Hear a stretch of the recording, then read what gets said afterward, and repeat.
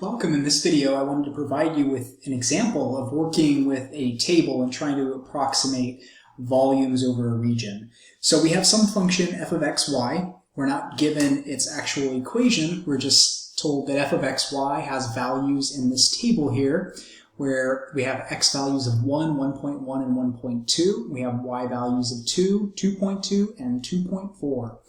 Let R be the rectangle where x is between 1 and 1.2 and y is between 2 and 2.4, endpoints inclusive.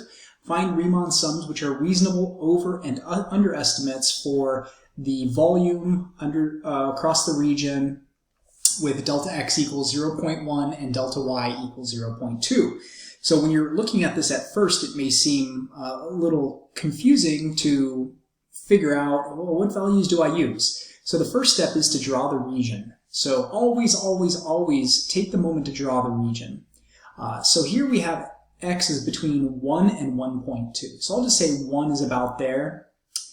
We'll say 1.1 is here and 1.2 is there. Let's put a little break in the graph here. And then y goes from 2, 2.2, all the way up to 2.4. And so what we're dealing with is just this region right here that's enclosed by these endpoints. It's a rectangular region. And we're going to basically break this thing up into delta x equals 0.1. So that means we'll have, here's our initial x, then delta x, one more delta x increment puts us at 1.1, and then one more increment puts us at 1.2. And similarly, we'll go in delta y in intervals of 0.2, so we have one down here. Then we're going to have another one here at 2.2 and another one here at 2.4. So we want to estimate the volume, and we're given the different z values for this curve. So the first thing we need to decide on is, in order to get estimates, we need to know what the z values are. So this rectangle here does not have consistent heights. And the way we know that is if I label these, so when x is 1 and y is 2, so x is 1, y is 2, I have a z value of 5 right at that point. When x is 1.1 and y is 2, I have a z value of 7, and then here I have a z value of 10 when x is 1.2 and z is 2.0. Now I'll do the same thing for 2.2. Those values are 4, 6, and 8. And when y is 2.4, I have 3, 5, and 4. So that means that if I think about this one rectangle here, this very first rectangle, it has heights varying from 4 all the way up to 7, and perhaps somewhere in the middle, this surface may be wavy and it may actually come up higher towards you at the screen. But we know that this is definitely the low point here, and this is definitely the high point that we know of. So if we want an overestimate, then we want to pick the height which represents the highest possible value inside of that rectangle. So I'm going to coin this rectangle here. I'm going to call this rectangle 1. And so for an overestimate, I'll call this 2, 3, and 4. To get an overestimate, the first thing that I'm going to do is in region 1, an overestimate would be a height of 7. So f of xy, or I shouldn't even say f of xy because I know that that's when x is 1.1 and y is 2, I get a z value of 7, so that's my highest z value that I know of in that rectangle. And to find its volume, I have to take the length by the width by the height. So it's 0.1 units wide, 0.2 units long, so 0.1 by 0.2 by 7 units tall. So 0.1 times 0.2 times 0.7 comes out to 0.014. So that's my estimated volume, 0.014 units cubed. Again, I have, assuming x has units, y has units, and z has units. It could be centimeters or meters or whatever we want them to be. But for area 2, I can look at the 4 corner points that I have. I see that the highest one is 10. That occurs when x is 1.2 and when y is 2. and that z-value is 10. So to get an overestimate, the volume for region 2 is going to be, again, same width, same length, but a height of 10.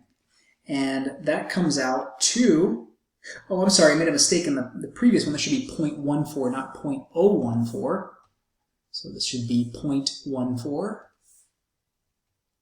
So now we'll have 0.1 times 0.2 times 10, which comes out to 0.2, which makes sense. This number should be bigger because it is a region with a highest height. And I'll do the same thing for the next guy here for 3, f of, let's see, so region 3, its highest z-value is 6, and that is at x is 1.1, y is 2.2. So f of 1.1, 2.2 is equal to 6, so I'm going to use that as my overestimated height for that, for the surface in that region. So 0.1 width, 0.2 length, 6 height, and that comes out to 0.12 cubic units. And then finally I'll do my last region, which I see that in this region, region 4, the highest z-value is 9 over in the top right corner point. So that is f of 1.2, comma 2.4 equals, and we said that z-value is, oh, I'm sorry, not 4, but 8. That's that point. So f of 1.2, comma 2.2. And that equals 8, so that'll give me an overestimate of that volume. So the volume for region 4 is going to be its width times its length times its height, and that comes out to 0.16 cubic units. And now when I sum these together, here between these two I'll have 0.28, 0.28, excuse me, plus 0.2 is 0.48, plus 0.14 is 0.58, 0.62 cubic units. And this is my overestimate. For the underestimate, without going through all the details, we'd still, for each of the regions, look at the 4 corner points that are given to us. But for region 1, we would not use 7, we'd use 4, because that's that lowest z-value that we know of in that rectangle. For region 2, we'd use the height of 6, because that's the lowest height. For region 3, we'd use f of 1, 2.4 is 3. And for region 4, f of 1.1, 2.4 is an output z-value of 5. So this is how we can use table data, but it's really hard to do without drawing it first so you can see the 4 corner points of that region.